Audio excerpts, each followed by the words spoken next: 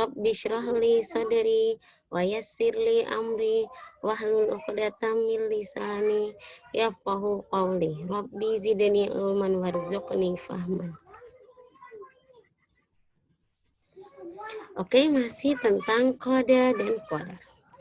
Sekarang kita belajar tentang dalil yang berkaitan dengan ketentuan Allah Subhanahu wa taala, qada dan qadarnya, untuk memberikan kita keyakinan yang sempurna terhadap qada dan qadar Allah Subhanahu wa taala. Kita lihat dalilnya. Di antaranya dalam Quran surat Al-Hadid ayat 22. A'udzu billahi minasyaitonir rajim. Ma asaba min musibatin fil ardi wala fi anfusikum illa fi kitabim min qabl an nabra'aha inna dzalika 'alallahi yasir. Tiada suatu bencana apapun yang menimpa di bumi dan tidak pula pada dirimu sendiri, melainkan telah tertulis dalam kitab Lauh Mahfuz sebelum kami menciptakannya. Sesungguhnya yang demikian itu adalah mudah bagi Allah. Oke, ini tafsiran Quran Al-Hadid ayat 22.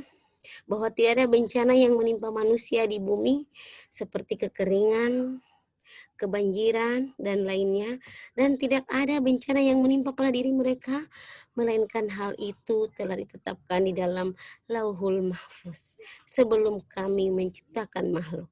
Sesungguhnya hal itu mudah bagi Allah. Dan dalam surat Ar-Ra'd ayat 11. A'udzu billahi minasyaitonir rajim. Lahum mu'aqibatum min baini yadayhi wa min khalfihi yahfazunahum min amrillah. Innallaha la yughayyiru ma biqaumin hatta yughayyiru ma bi anfusihim. Wa idza aradallahu biqaumin su'an fala maraddalah wa ma lahum min dunihi min wal. Artinya, bagaimana ada malaikat-malaikat ya? Bagi manusia, ada malaikat-malaikat yang selalu mengikutinya, bergiliran di muka dan di belakangnya. Mereka menjaganya atas perintah Allah. Sesungguhnya Allah tidak merubah keadaan sesuatu kaum sehingga mereka merubah keadaan yang ada pada diri mereka sendiri. Dan apabila Allah menghendaki keburukan terhadap sesuatu kaum, maka tak ada yang dapat menolaknya. Dan sekali-kali tak ada pelindung bagi mereka selain Dia. Oke, kita lihat teladan qada dan qadar. Mempercayai qada dan qadar itu adalah kita harus yakin dengan sepenuh hati bahwa segala sesuatu yang terjadi pada diri kita, baik yang menyenangkan maupun yang tidak menyenangkan, adalah atas kehendak Allah Subhanahu wa taala.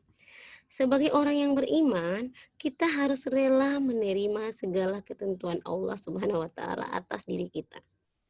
Di dalam sebuah hadis qudsi Allah Subhanahu wa taala berfirman yang artinya, siapa yang tidak ridho dengan qadaku dan qadarku dan tidak sabar terhadap bencanaku yang aku timpakan atasnya, maka hendaklah mencari Tuhan selain aku.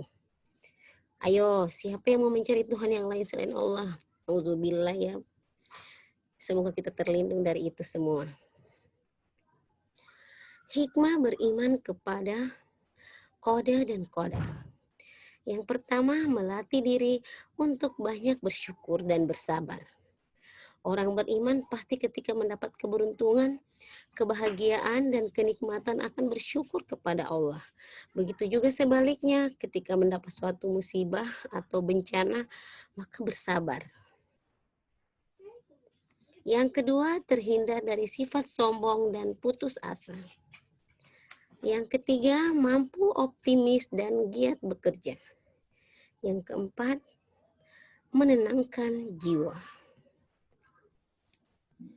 Ya, anak-anak, demikian tentang qada dan qadar. Silakan kerjakan tugasnya.